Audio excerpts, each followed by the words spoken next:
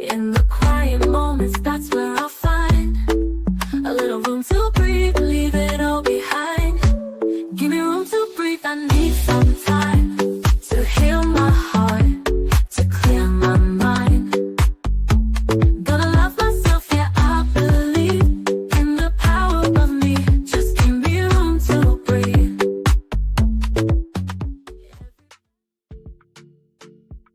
Great new day to all my self-care family and friends. Welcome back to another Room to Breathe podcast. I am your host, Life Coach 614, and I am so happy that you've made space to be here with us today. Now, before we get into this episode, do me a quick favor. If you're feeling our vibes, go ahead and show us some love. Tap the screen, like, comment, but most importantly, I need you to share this out with someone who may need a little healing energy today. And if this is your first time here or you haven't already done so, go ahead and hit that follow button. Subscribe to our channel so that way you're always tapped in when a new episode drops. I also want to personally invite you to check out our digital home at theselfcareclub.org, where you will find everything you need from affirmative apparel to motivational merch, as well as free resources to nourish your growth and remind you that you are supported every step of the way. Just know that you don't have to do this alone. We are healing in community, growing one breath, one moment, one day at a time.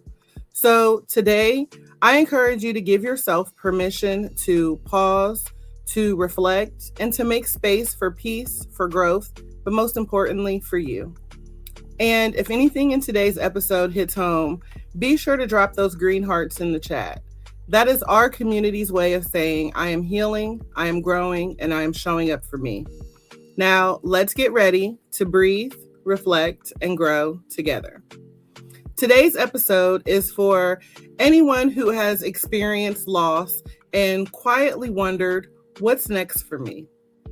And we're not just talking about the loss of a loved one, but sometimes the loss of certainty, identity, safety, or the life that you were building.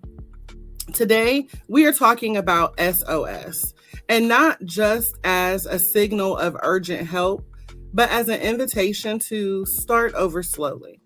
Because healing after loss is not a sprint. It is a rhythm, like moving through seasons after a long winter, and then that healing unfolds in its own time, thawing and softening and slowly bringing life back to the things that once felt frozen. S.O.S reminds us that slowing down is not giving up. It's honoring the season that you're in. It's learning how to breathe again after the fallout and how to find peace after the pieces. Today, I am honored to be joined by LaShaye Wynn, whose journey speaks to grief, faith, and the courage it takes to begin again, gently, honestly, and at your own pace.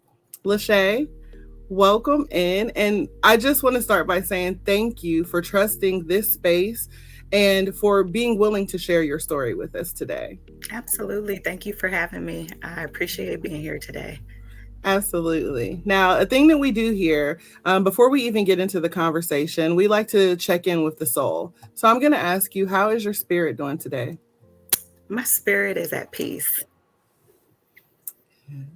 And that's, in this chaotic world, that is a great thing to have, because everything going on in society today kind of, dances on the nerve of our peace, if that makes sense. Absolutely. Yes. So let's just go ahead and get into this. I think that in any conversation like this, it's always great to have like a foundation, right? Or maybe like naming the loss. And so to ground us, I just want to kind of start at the beginning because, not everybody is familiar with your story. And we're not talking about, just what happened, but how it changed you. So when you think about the loss that shifted your life, what part of you do you feel like changed the most during that season? Wow, that's a really loaded question. So I'm going to try to unpack it. And just to give a little context for those that don't know my story, the specific loss that we're referring to is the death of my late husband. That happened in 2020. He battled cancer for 7 years before he succumbed to that battle. And what I would say is that everything changed. Everything about me and my life changed through that experience. I don't think when we go out to plan our lives, none of us are really thinking about, the losses or the hits or the failures that we have. We tend to make our plans and only think about the successes, and the desires that we have to reach an expected end. And so, what do you do when the desires of an expected end that you had and the reality of God's will doesn't line up? And so, for my case, I don't think that I really believed that he would not be here. At the point of his diagnosis, my faith stepped in, and I was like, all right, God, it's your turn to show out here because people in the world need to see that you still work miracles. And I believe that you can do it through our situation. And that's how I approach things. And my husband always said that this isn't about us, it's bigger than us, and how we go through it really does matter. And I agreed with him. And I just expected God to show us healing for him on this side of heaven. So when that did not happen, and when I was faced with the reality that he was going to leave us and that I had to be prepared for what that looked like, it just shattered my whole existence. And while we had time to prepare, because he spent the last year of his life preparing me for life without him, the reality of how that felt and what that meant once it actually happened was monumental. And I would not have been able to get through it without the preparation that we had. Because when you lose a spouse or when you lose someone who your identity is heavily tied to, especially when you've created years of combining lives and families, you lose yourself when they're gone.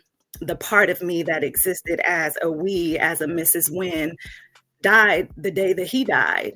And from that, what emerged was a widowed woman, now in her 30s, who has to figure out life again. And having the strength to create a new plan after you've already laid one out and walked down that path for so many years is very hard. And it's where I believe a lot of grievers get stuck, because we often hear people say, I'm just lost. I don't know what to do. If they lost a spouse, I'll never date again. I'll never be with another person. All of these things speak of finality to the person that's still here. And the reality is that if you're still here, there's still purpose to be lived out. If you're still here, there is still something for you to do that you cannot give up on. And that was the thing that he showed me in his last year. It was more about the fact that me and the kids would be here without him. And it was about the fact that he knew that there was still an assignment on my life that he did not want me to vacate because he was gone. And he challenged me, encouraged me to pick up the pieces after he was gone. And he made me promise that I would not get stuck. I think we have had a lot of great examples of people getting lost and getting stuck in grief and then not fulfilling the assignment that they've been given, because in that loss or in that fog, you can no longer see the clear steps. And we don't often realize that sometimes God is shaping us in those painful situations. We hear it all the time that, our purpose can be found in our pain, and our pain can be our greatest ministry and all of that. But what does that look like in real life? And so for me, while my husband was alive, we worked in ministry together. We did marriage ministry. We did youth ministry together, and we were leaders in our community, mentors. And so I had this thought, or this trajectory, that I thought life was going on, but something always seemed to be missing. And I never knew what it was, but I was seeking it. And I knew that I was not quite on the path that I was supposed to be on, but I was very close to it. But what I did not realize is that a part of that path was losing him. And what I mean by that is, what I have learned about me in these last 5 years, what I've discovered and what has been birthed through this experience, is the very thing that God showed and spoken to me when I was a young child. I never knew what the path would be to get me to this place was, but I knew that I would be in this place. And then I never would have imagined that I would have had to lose my husband to get here, to get to this level of understanding, this level of peace, this level of purpose, this level of alignment and direction with where my life is going. I never would have imagined that it would have taken my greatest pain to accomplish that. But it wasn't just that it was my greatest pain, is that I had to do the work within that pain to get here. And that's what he taught me. I learned that in the last year of my husband's life, watching him as he went through the greatest pain of his life. And I'm about to start crying. And I told you off camera that I would not make it through this interview without tears. And I want to express that I make no apologies for my tears, because a lot of people think that there is weakness in tears, but there is strength in tears. It is cleansing, it's a refreshing, it is a releasing, but also the events that our emotions are tied to, when we have to dig deep and go into those places, if we still have emotions tied to those events, those emotions are going to manifest. And so don't assume that the tears that you see are a manifestation of pain, because now that I'm on this side of things and I have to take an introspective look at what the last 15 years of my life looked like to get to this place, to get to this version of LaShaye that's here. The tears are filled with gratitude. They're filled with just an amazement of how God has moved and how he has strategically worked. We know all things work together for those who love God and that are called according to his purpose. And we quote that a lot. We say it while we're going through the midst of the storm, but how many of us take a look back after we're on the other side of things and walk back through and see, oh my God, God's hands were in the midst of all of this in so many ways, and I didn't see it, but now I see it now that I'm here. And so for me, wow, losing my husband was the greatest loss of my life. It was the greatest pain of my life. It birthed the version of LaShaye that's supposed to impact the world. And for that, I have to move forward, because I cannot let any of what we experienced, any of what I learned, and any of the tools that I've gained to be in vain. And so that's what it did. It changed my whole life from the inside out. And it was the equivalent to my awakening.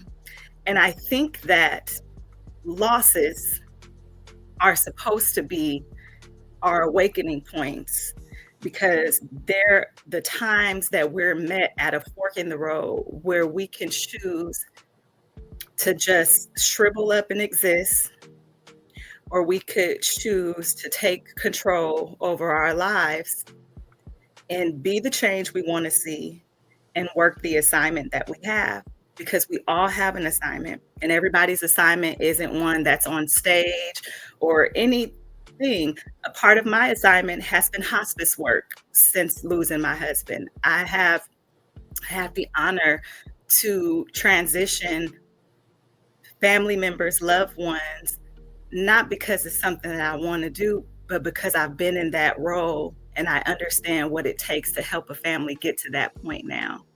And so that's a part of my assignment where it wasn't. I was ignorant to helping people that had lost loved ones. So these losses, these are awakening moments for us to figure out, yes, you lost a part of yourself, you lost a part of your identity, and yes, you might be in the fog, and no, nobody is coming to save you, because at the end of the day, this is our life and we have to make the choice. And so if you choose, there is greatness on the other side of loss. Absolutely. Absolutely. And you know, I can remember that I always call it my fallout period. It was years ago when I was going through the miscarriage of my twins, and that process was like the first time in my life where I became angry with God, right? The first time I really even felt like I had a need to question why. Why all of this was going on, why me, why all the things. And so I know that our faith can get tested after the fallout, because loss has a way of touching our faith in ways that we could never even have expected. Sometimes it strengthens it, and for some people, it shakes things up. What was your relationship like, what was your relationship with faith like during the fallout? Not the healed version, but just the raw and honest version. Absolutely. During the fallout, my faith was non-existent. It shattered into a million pieces the day he took his last breath. And there was a point where I didn't know that I wanted it back, because losses like this send us through an existential crisis. That's when we start to question and wonder, what's the point? Why am I here? Why did this happen? All of these things that we wonder. Is it real? If we're serving a God that's real, or if it's not, do aliens really exist? All my mind went everywhere. And I just got to a place where I was so angry at God. And I told him, I was like, don't ask me nothing. Don't ask me to do nothing for you. Like, what you did to me was so cruel. So don't ask me to do nothing for you. And it was layered for me, because I came into a relationship with Christ at a very early age. I was 7 when I started getting interest in a relationship with God. And my family were not Christian, so it was just me. And throughout my life, I sought that relationship with God. And I met him in my room as a little girl. And it wasn't necessarily because that was just where my mind was, but my home for me wasn't safe. And I met God in an unsafe place, and he showed me safety. And that's how I experienced him. And so from that moment on, that was what I got from him. This love, this safety, this security that the world cannot offer. And for the first time after losing my husband, I felt like I did not have that. I felt it was a lie. I felt emptiness where God once stood in my life. And I rebelled so badly. Like the first year, I was just like, no, I'm not doing this. And people would constantly be like, you sure you rebelling? Because the way you talk, like, God is all in you. Like, I don't see all this rebellion that you got going on, but I'm like, I'm rebelling in my own way. Like, where something's a part of you and has been a part of you for so long, it's hard to shake it. And I feel like God gave me grace. He gave me grace to be angry. He gave me grace to feel. He gave me grace to understand. And in the midst of my fallout, because he did let me know, like, okay, you've done enough and it is time. Yeah. And he put me on my back. I had a car accident and I was partially paralyzed on my left side from the waist down. And while I was laying on my back, I heard the voice of God say, your healing in this season is going to depend on your obedience in this season. And so I'm like, whatever. You know what I told you. Right. And I went to my first appointment with my chiropractor, and she's a Christian woman. And the first thing she said to me was, your back is not the only thing out of alignment.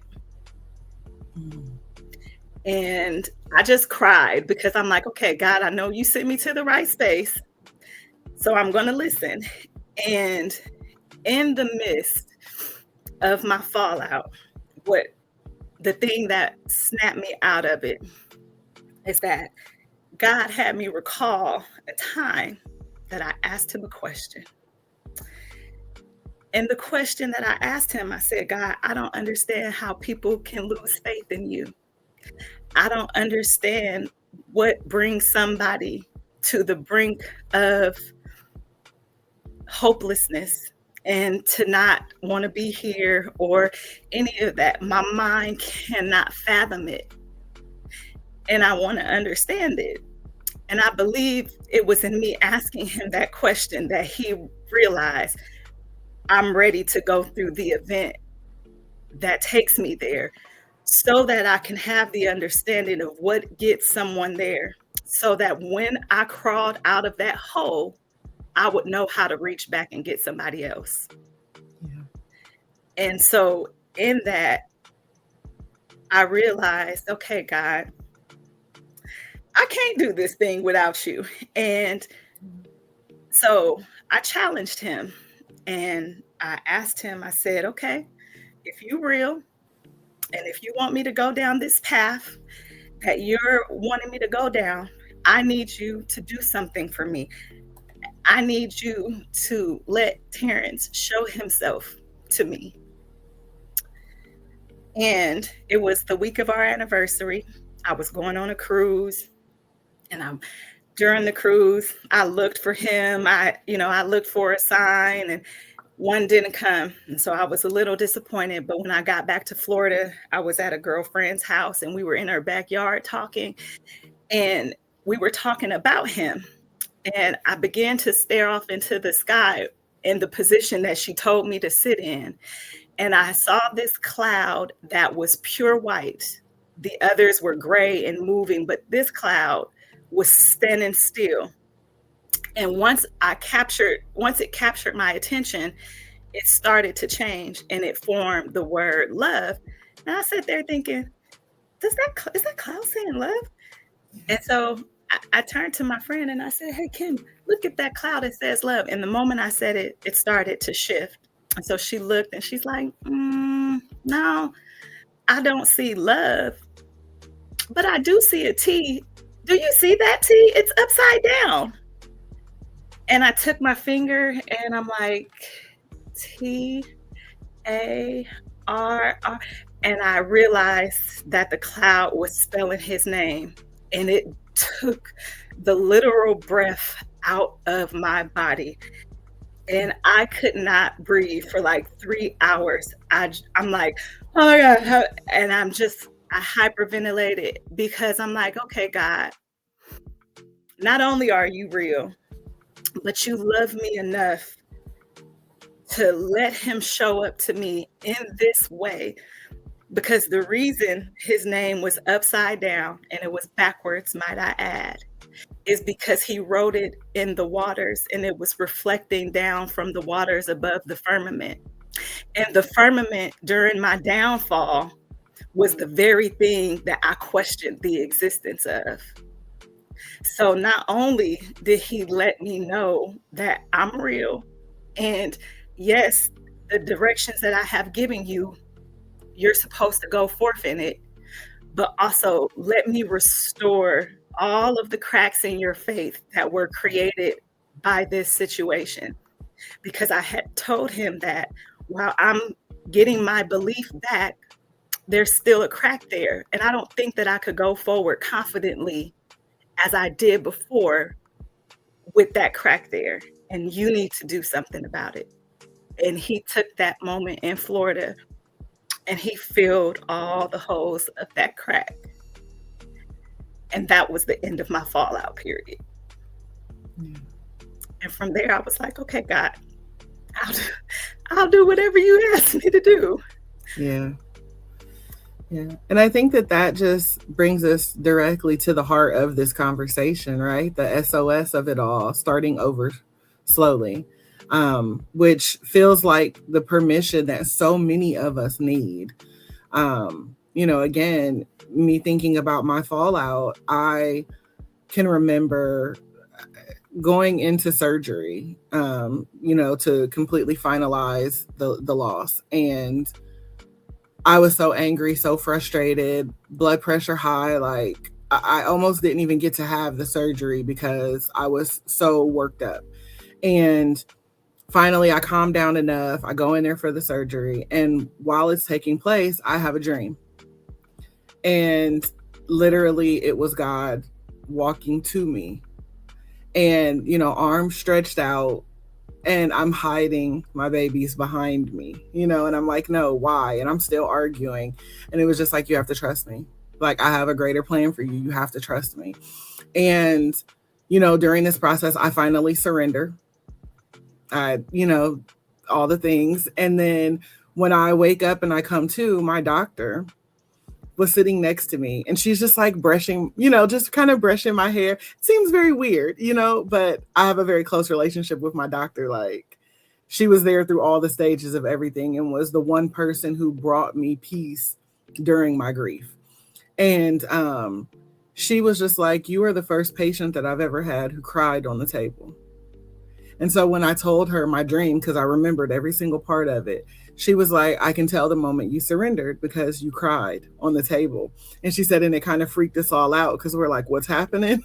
Like, is she waking up? She's like, no. And then she said, there was like this calm that washed over me.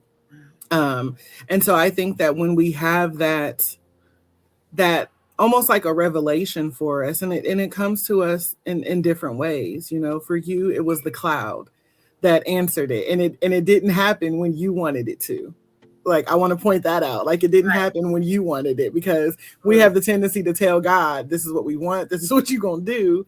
And God's like, it's not on my time yet. I'm going to give it to you, but you're going to wait for it, And not only that, is that he exceeded my expectation in how I thought he would allow him to show up for me. Yeah. And so when we allow God to move on his time and not put him in the box of our own imagination, then we find out that his plan is truly always greater than the one that we can fathom.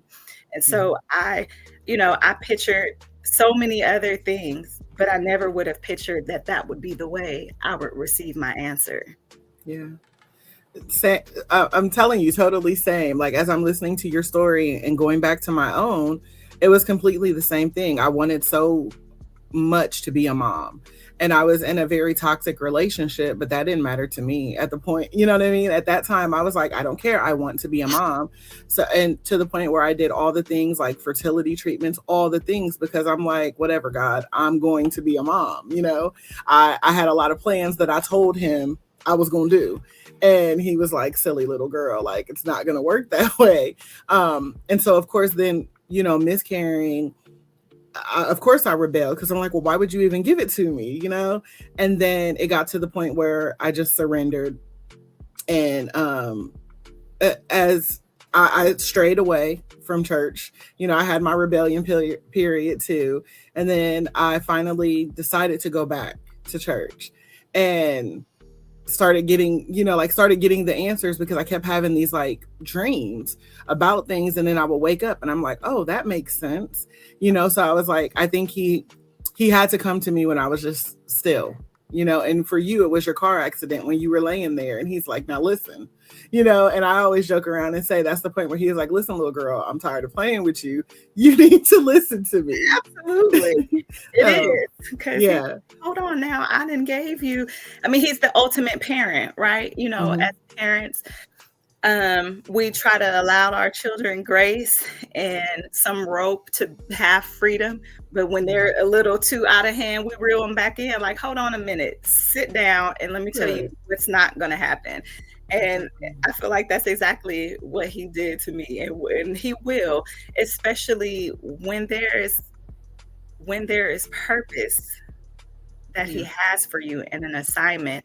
And as I said, we all have an assignment. So I don't want anybody to hear this and discount their assignment if it doesn't look like the assignment of somebody else's, because the reality is that when you truly walk and get aligned to your assignment, the impact is what's priceless.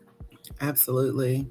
Absolutely. I am a walking, talking testament to that, because never in a million years did I think I would be doing this. Even being a parent, I ended up being an adoptive mom. And thank you. He'll be 18 in March, girl. We didn't made it through. But and life didn't look that way. In my mind, that's not the way I envisioned my life. But showing up and being able to be that blessing for my son,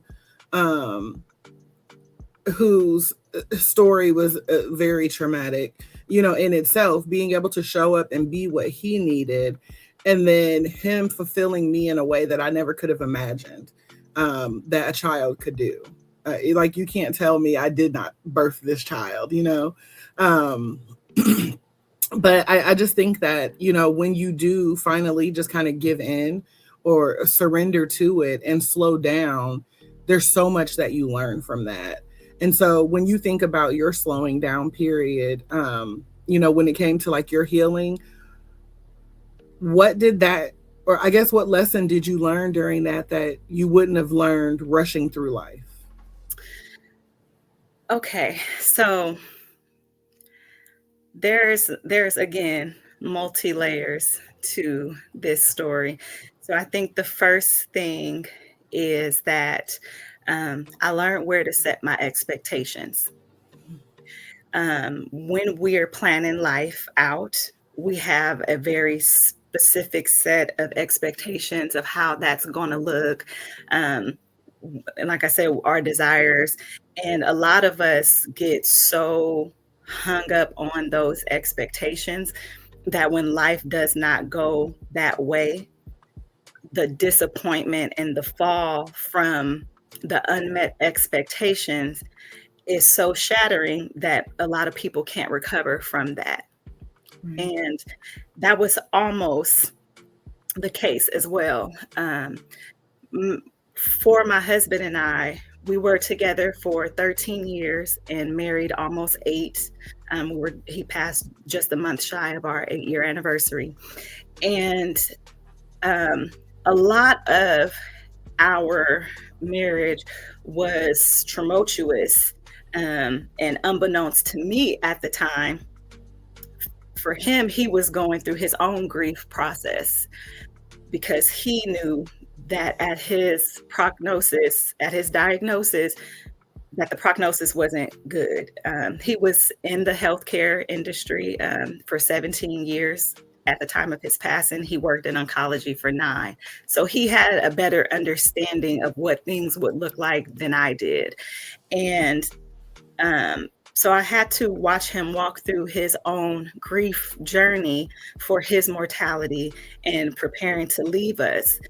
But with lack of communication and context, it could just look like your husband's an asshole. And then it causes problems within the relationship. So we went many years struggling within our marriage to connect, to be on the same page. And then we hit a rock bottom and we almost divorced. But we chose to stay and work it out. And in the midst of that, we learned not only what it meant to make God the center of your marriage, but what that looked like, as well as what the purpose is for us within marriage. And I think we get so caught up in our own needs and just the selfish nature of flesh that we don't always look at the totality of things, specifically a marriage unit, a marriage covenant. And in our society today, people have made such a mockery of it. And I've learned it's just a matter of unhealed people trying to navigate darkness with uncertainty and no clarity.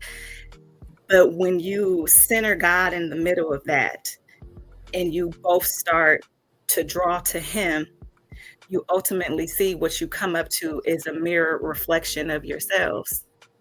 And in that, you learn how to love each other through all of our imperfect, flawed nature. And through that, you find healing. And so my husband and I came together and we were able to heal each other through the love of God working through us. Because I know I had asked God, love this man through me, because at this point, I don't know how.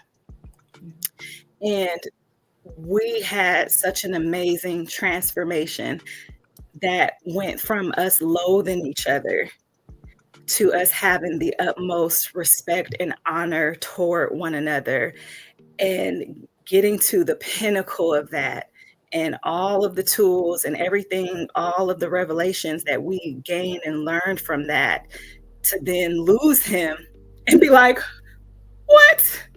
Why would you give me that and then take it away? And then I realized that it wasn't just for me. It wasn't just for him. God was giving me some tools to share. And in this, I have to decide whether or not I'm going to take the assignment and share. But in that, he also had to send me someone where I can put those things into practice. And so my husband encouraged me to move on after him and find love. And he was very specific in his instructions, even down to how long I should wait after he left to start dating again. And I followed every instruction that he gave me, for the fact that he was praying before he left that God would align me with the person that was meant to carry my heart until I left here, the way that I carried his heart. And so to see him pray for that and actively help me gain tools to find that, I owed it to him to walk out his instructions and his path. And what I learned in the midst of it is that it wasn't him talking, it was God talking through him. And he knew that I would be so angry at him during that time that I wouldn't listen. So he sent instructions through my husband, because that's the voice that I would listen to. Yeah. And I'm so grateful, because I did. I have found a partner. I have found that love that he prayed for me to receive. And I'm grateful because this man gave me a space to be safe and continue to heal my heart of the loss.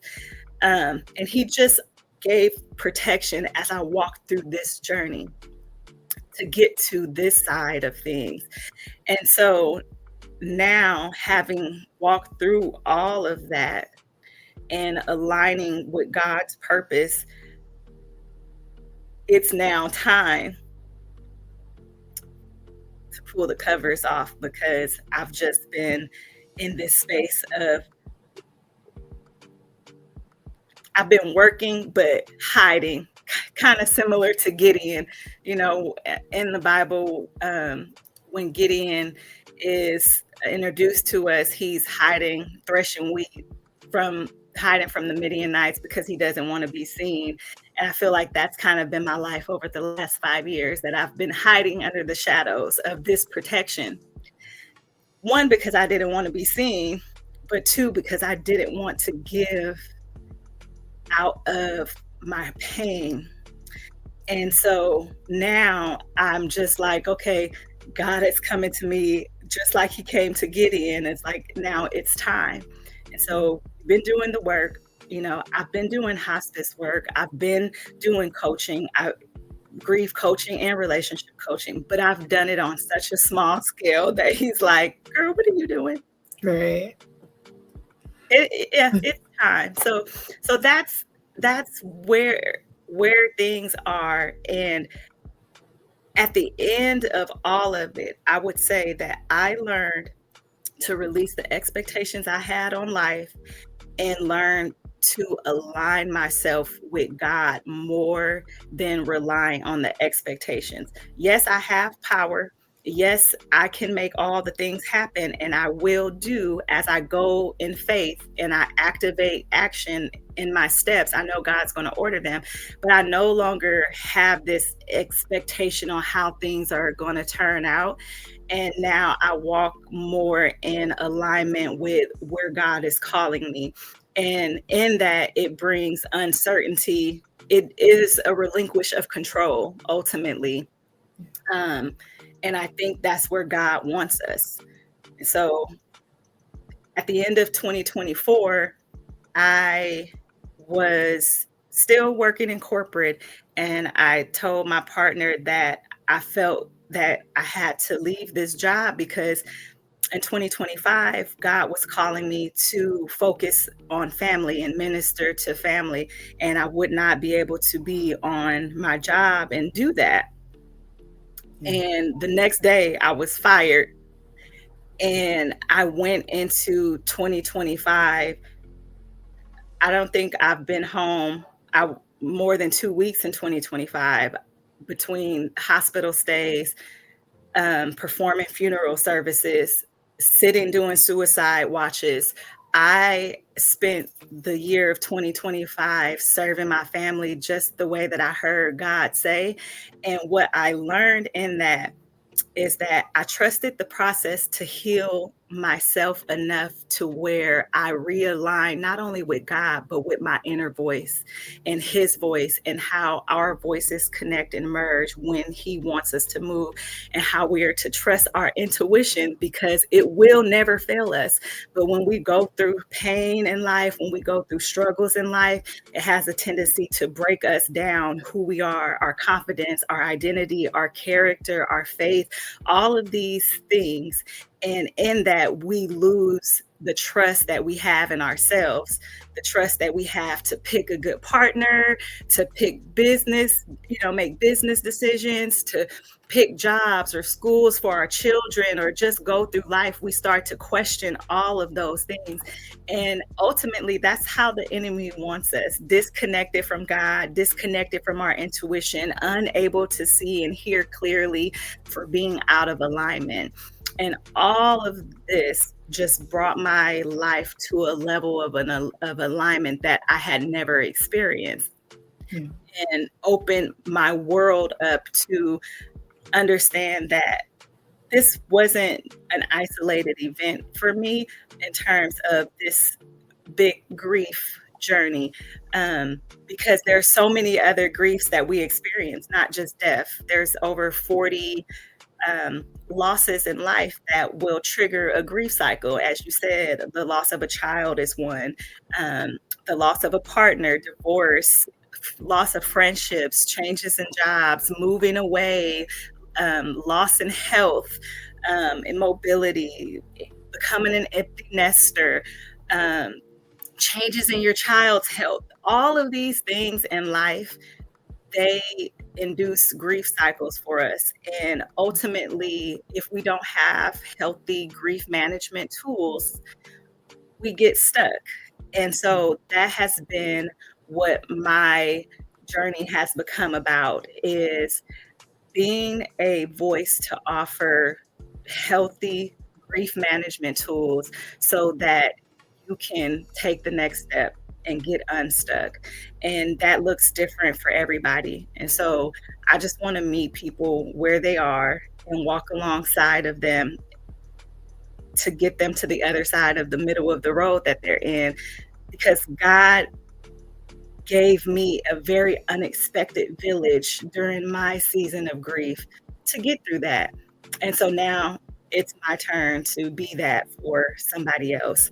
And in that, I learned that, you know, we're all products of grief, especially in the Black community. If we trace it back to slavery and all of the losses that happened and all of the generations born after that into that, we all, to a degree, were born to some level of grief. Um, my grandmother died when my mother was 6 months old. So my mom never knew her mother. And so she not only was essentially raised in grief, it surrounded her her whole life. And so when you have that level of grief on you that you don't heal, it just continues to trickle down to the next generation. And so my mom lost her mom. She lost her dad when I was 9. My parents divorced. And so all of the layered grief that my mom experienced was ultimately the product of how I was raised. And I had to learn how to heal all the way back to the little girl that was born in grief, not just the woman that lost her husband. So it was such a layered experience that I had to heal this grown woman first. And then I'm like, okay, there's still something there. So let's dig deeper and let's dig deeper and let's dig deeper. And that's when I realized that grief shapes all of our worlds from birth. And it's how we navigate that. It determines how we come out on the other side or how much we thrive with the life that we have, because you can thrive in the midst of grief. Grief isn't something that goes away. It's something that you learn to live with and manage, and you use the energy of it to fuel your purpose. But if you don't know how to do that, the energy will swallow you up in the fog. Yeah, absolutely. And I know, when I think about the whole slowing down process, I think that can be especially hard when society expects you to bounce back. Yes. They like to put a date on how long you can grieve. And so how did you learn to honor your pace when other people expected you to be okay faster than you were? So even that is twofold, because you have some people who expected me to be okay faster, and then you have some people who expected me to kind of be like this grieving widow forever, I think. So like people like my boss, or people who pull on you for a need. Anybody who needs you and pulls from you will have an expectation that you get over something fast, because if you're not over it, then you don't serve them in the capacity that you once did before that. And so I had to learn that my journey is my journey. And it does not matter who doesn't understand it. It doesn't matter who wants me to go at their pace. I'm not going to move at their pace. I'm going to move at the pace that God has set for me. And it's really just taking a stance and setting a boundary, loving yourself enough to set those boundaries with people. Because when my boss was like, people die, and you just get over it. And we feel we've given you enough time and you need to get back to work to full capacity. And it had been 2 months. And so I left that job, because what I have learned is that if you can't appreciate the process that I need to be okay to show up, then you don't get to have access to me. Absolutely. And so a lot of people lost access to me during that time, because you don't get to dictate my pace. And if you don't respect where I am, then that means you don't see where I need to be aligned, and you probably are not in the place that you're supposed to be in anyway. And I think that we do have to grieve all of the other losses or changes within relationships when someone passes, because that's not the only relationship that changes or ends. But I think a lot of times we're so devastated by them because we expect people to show up for us the same way that we show up for people. But we have to learn that not everybody has the capacity to show up for you the way you show up for them. Not everybody is assigned to show up for you the way that you are to show up for them. And you can't take it personal because we all have our own assignment. So the one thing that I asked, or I demanded, because I didn't ask, I told people, you could feel how you want, you can handle everything how you want, but the one thing that you don't get to do is disrespect me in the name of your grief, because you didn't lose what I lost, you didn't lose what my children lost, and you didn't lose what my husband's mom lost. And so if those people are okay with my pace and my process and they respect my decisions, then I have an expectation that everybody else falls in line as well. And if you can't or you won't, then a lot of people are no longer in my life. And I had to understand and be okay with that. And even accept that some people were only in my life to have access to me during the season that I was connected to him. And in this season, not everybody's meant to go. And I have to be okay with letting go of those people, because God is going to send people that are going to serve for the next season and where I'm going. And it doesn't mean that, I love those people less, that I don't value what we had. It's just that I love and respect and understand the process enough to let it flow. Yeah. And sometimes that means letting go.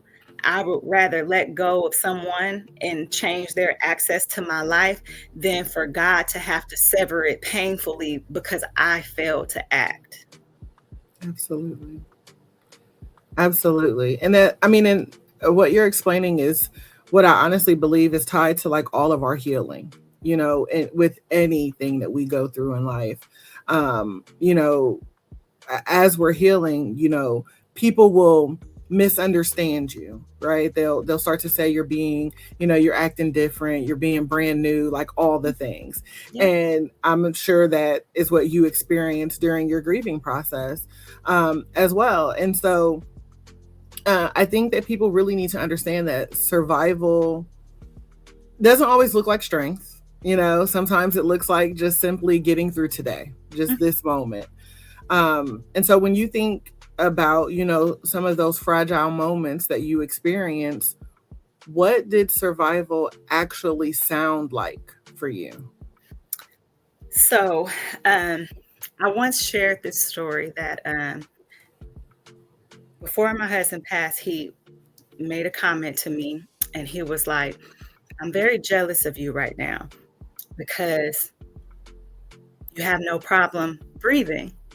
Every breath that I take hurts. I fight for every breath that I take. And so after that, every morning I would ask him when we would wake up, are you okay? And he would say no. And he would get up, go cook us breakfast, go to work, go to church, do his mentor stuff, do his coaching stuff, and poured out everything. He came home, cooked us dinner. He served us with every fiber of his being. And so I asked him that every day, and every day he would say no, but that just became our routine for almost 2 years. So when he passed, the very next day I woke up, I said, you okay, girl? And I said, no, but I got up because that's what he showed me. And I'm so glad that he told me that every breath hurt, because after I lost him, every breath hurt. Every moment of every minute hurt to live, to be, to exist. But I held on to the fact that he persevered through all of that pain. He got up every day and he showed up for me. He showed up for those kids. So in the midst of not being okay every single day, I ask myself every day, you okay? No, but I got up and I showed up to the best of my abilities for that day for my kids. And some days that meant I got out of bed and I made sure we ate. And some days that meant we ran errands. And some days that meant I got all the things handled off my list. And some days that meant all I could do was wake up. Yeah. It looked different every single day. But after about a year, I started saying, I'm okay. And then I'm okay turned into I'm good. And then I'm good turned into I didn't have a need to ask that question anymore. Yeah. So it's a process. It doesn't happen overnight. What your 100% today looks like might look different than what your 100% tomorrow looks like. So you have to give yourself grace for every day that you enter into. We can't beat ourselves up about where we are, where we think we should be. All we can do is follow the spirit of today. And if you make it through today, then you accomplished the greatest thing, because so many people don't. And so I just try to encourage people that to know that every day in grief looks different. It's not going to always look the same. And no matter what it looks like, give yourself grace, even on the days that you don't feel that you made progress, because the progress was that you made it through the day and you're still here. Absolutely. And I love, the fact that your husband was able to teach you that it's okay to not be okay. And even the underlying extra part to that is, but it's going to be okay. And obviously you didn't know it then, that there was a lesson hidden in that for you, that will continue to serve you for the rest of your life, and that lesson is something that I'm sure that unknowingly you've also passed down to your children. Absolutely. And your family and others. And for even someone listening to this who is in their season of grief, and now they're going to wake up and say, am I okay? No, but it's going to be okay. I'll get through it the best way that I know how. And somewhere between that survival, surrender, period that we all go through when we're grieving, I think that peace begins to whisper, or maybe it's just that the noise finally quiets enough for you to hear it. And so do you recall, maybe a moment when you first sensed that peace was possible after, the fallout and all these pieces around you, even if your joy hadn't fully returned yet? Yes, I think it was the moment that I realized that I no longer cry every day. That was a big turning point for me, because oh my God, just the amount of days that I just bawled my eyes out or bawled myself to sleep. I remember my mom coming to visit me, and before she left, she was like, do you cry every night? And I was like, yeah, that's my routine. And so it became a norm. And so one night in August, right before we had reached the year mark, I realized that I hadn't cried in 3 days. And so I started thinking, what did I do in those 3 days? And I realized that I just allowed myself to be free. And it was the getting out of my head and just being free and living in the moment is what ultimately shifted me into a peaceful state where my nervous system could take a break and begin to repair. Yeah, and I also believe that peace after loss doesn't look the same as peace before loss. I think that it is something that evolves. So when you think about that, what does peace mean to you now after everything that you've walked through thus far?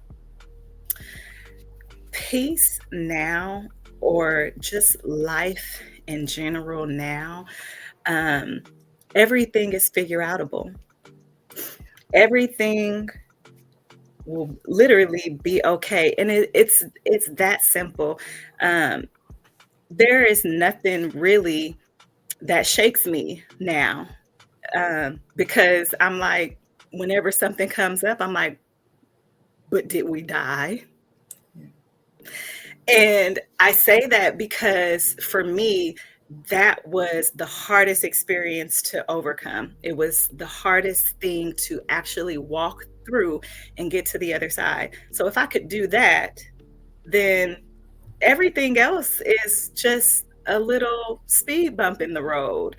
Everything else is not that major. And so ultimately, it built a muscle of resilience in me that is now my meter of where the alert or the alarm goes off, where I'm like, oh my God, it's out of control. It's so far to the left now, because if nobody died, then we're okay. Everything's okay. Yeah, God's got this. We're good. And so yeah, that's kind of how I pursue life now, or pursue obstacles and problems. Is it's just it's not, in the grand scheme of things. My family is healthy. My kids are thriving. My family is growing. We're doing well as a unit. So that's I'm rich because of that. Everything else is figure outable. absolutely. I have this thing that I started saying with my husband. I'm okay, you're okay, we're okay. And so whenever we encounter something that's stressful, or one of us, recognizes that the other one is going through something, we're just like, hey, I'm okay. You're okay. We're okay. And it's just like when I hear him say that, or when he hears me say that, it's just like a release just kind of washes over you. And you're Absolutely. just like, okay, let me just get back to this moment. Like it's just that reminder to just say, hey, don't worry about tomorrow. Mhm. Don't worry about later. Just get back into this moment so you can appreciate what you have right now. Absolutely. Because that's all we can do when you think about it. Um, and I think that what we live through doesn't leave us, right? It shapes how we show up going forward. And so how has your healing journey influenced your mission, or the way you show up for others now who are grieving? It's completely changed. Prior to this, I was in youth ministry. I worked with kids, and that was my passion. And that was where I thought I would spend all of my days working out, advocating for youth. And I remember when I was 19, I had encountered this man of God who spoke into my life. And he said, God is going to take you through a series of things in a short period of time that's going to qualify you to talk to all people. And when you're going through it, it's going to feel like it's meant to break you and take you out. But I promise you, it's not. It is going to qualify you to be able to talk to this group of people that God has for you. And and it took 18 years for him saying that and the reality of my life to catch up with it. And I realized the event that he was talking about was the loss of my husband that would qualify me to talk to all people. And so I look at that as it is the thing that birthed where I'm heading. And it had to happen for this version of me to exist and to make whatever impact that I'm meant to make at this point. And so, as hard as it was, as hard and unfathomable as it may seem, I choose to lean into that and accept it and align with it versus fighting it because of my own pain. And it literally shifted me from youth ministry to the ministry of hurting people through grief and loss. And that's not an area that I ever thought that I would be ministering in consistently. But I do understand how you cannot until you experience it yourself. Because when you haven't, we see it all the time. People say so many insensitive things, the wrong things that actually damages grievers more just from their ignorance of having not experienced it or understand it. And so it takes living it, going through it that deeply to understand and then be able to be that support. And so I now accept that my mission, my purpose has shifted due to this canon event in my life, and it was always supposed to happen. And accepting that, yes, things are going to happen that are bad and hurtful and challenging, but it's what we do with it is what makes the difference. And if we are going to allow it ourselves to heal through it so that we can use it and take the power and energy that was meant to destroy us from it and allow it to work for God's glory in our lives and impact others. So that's what I would say. Absolutely.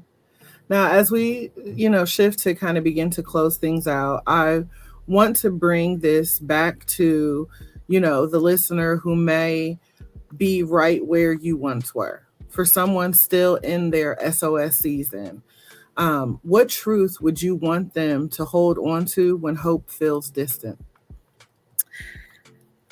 I would want them to hold on to, I need to think about this.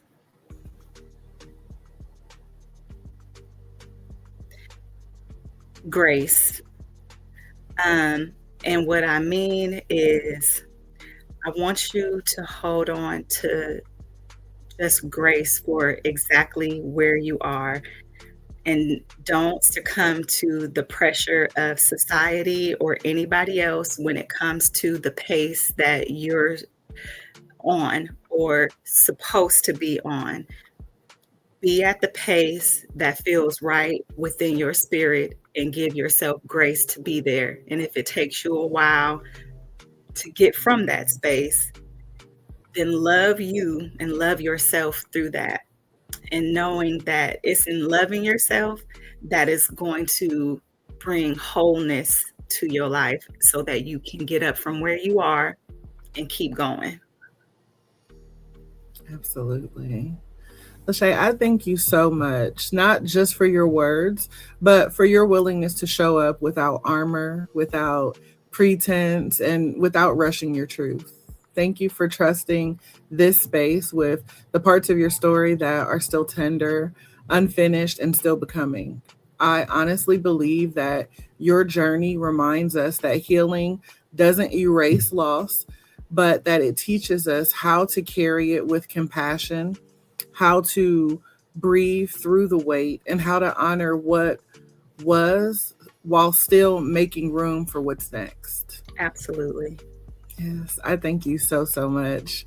Thank you for having me and offering this space to share, this as we enter into this new year. I have quite a few projects that I'm working on and will be launching later in the year. And so it was important to me to start the year off with some visibility. And I have dodged quite a few people. And so I'm grateful that everything aligned with us and that we had this space to, for me to just speak and walk into what I said I would walk into for this new year, so that I can lead by example, because this is me starting over slowly. You know, I've done it within my relationship, I've done it within my career, and now I'm launching something new. And so I am actively leading by example in 2026. And so I thank you for giving that platform to show that. And I hope that if you're watching this, if you're following this, if I've said something to encourage you, or even just that just tickled your ear a little bit, just keep an eye out because I have some things that I'm working on. I did write a grief journal that I'll be publishing this year, as well as some relational things as well. And so this is just the beginning point, and I believe that healing is available for everybody who wants it. We just have to take courage to get it. Absolutely. And that's what Room to Breathe is all about. Not just making room to breathe, but getting everyone to understand that we get to heal out loud. The days of, keeping it trapped in the house and suffering in silence, like that's over. We are Right. healing out loud. We're healing in community. And we're here to support each other. And so you are now a part of the Room to Breathe family.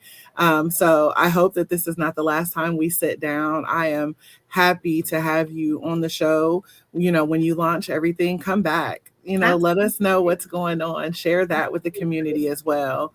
I will. Um, and so, how can everyone stay connected with you now so they can continue to follow the journey and stay connected? Right now, I'm only active on TikTok, and I think my TikTok name is my name, LaShaye Wynn, or it might be the Grief Recovery Coach. And I'm trying not to stretch myself too thin because of the projects I'm working on behind the scene. And I will only be on TikTok. I won't be on any other platform until my own community launches. So that's something that will be coming up, is that I'm creating a grief community platform to be able to support other grievers and let them know that they're not alone. You're not alone. Grief has hit us all. We all have different ways of dealing with it, and we all need to be supported within community because we don't find healing in isolation. Absolutely.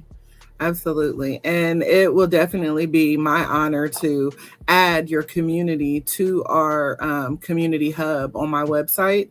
I am devoted to using my platform to help other people, in all areas. And I'm very honest and transparent when I say grief is not my area of teaching and coaching. It is the area that I need to continue to grow in. And Absolutely. so I want to make sure that everyone has access to other coaches and other members of the community who have these offerings. So when everything comes out and launches, please be sure to let me know so I can get you in there, because there are a lot of people, myself included, who need that resource. Absolutely. And yeah, like I said, I want us to continue to cultivate safe spaces and communities together. I want people to see that, especially as Black women, that we can come together and we can build, Absolutely. and we don't have to tear each other down and, turn our nose up to what the other is doing. We can literally use our platforms for good. And Yes. that's what I'm all about. So Absolutely. I knew that when we connected and had our first conversation. I'm like, okay, this is going to be a connection that is more than just this interview. And I appreciate that because I think that as we both go in our journeys of aligning where God is calling us, we know that the missing pieces is for him to make the connections with the right people who we will walk along with and who we will offer resources to along that journey. And so I'm grateful to be a part of that community of people who are ready to take life and go. yes. Well, we are so happy to have you as a part of the Room to Breathe family. We cannot wait to, continue collaborations in the future. And like I said, to just cultivate more safe spaces for us to heal out loud. So I thank you. Yeah, thank you too. Now, family, if today's conversation met you where you are, let this be your reminder that you don't have to rush your healing. You don't have to perform strength. And you are not behind, you are becoming. Let this affirmation sit with you this week that I heal at my own pace with faith guiding every step. And remember, if this episode spoke to you today, drop a green heart in the chat. That is our way of saying that I'm healing out loud and I'm not alone. Now, before we part ways, I want to leave you all with a little love and light. As always, I encourage you to keep breathing through the highs, the lows, and every moment in between. I want you to keep choosing peace, even if it feels out of reach. And know that here at the Self Care Club, you will always be seen, always valued, and always supported. So don't be afraid to take up space, speak your truth, and make a little room for you to breathe. I love each and every one of you to life. And I am praying that your day is not just amazing, but aligned, intentional, and yes, on purpose, filled with purpose. This has been another Room to Breathe podcast, and I cannot wait to connect with you all again soon. Thank you.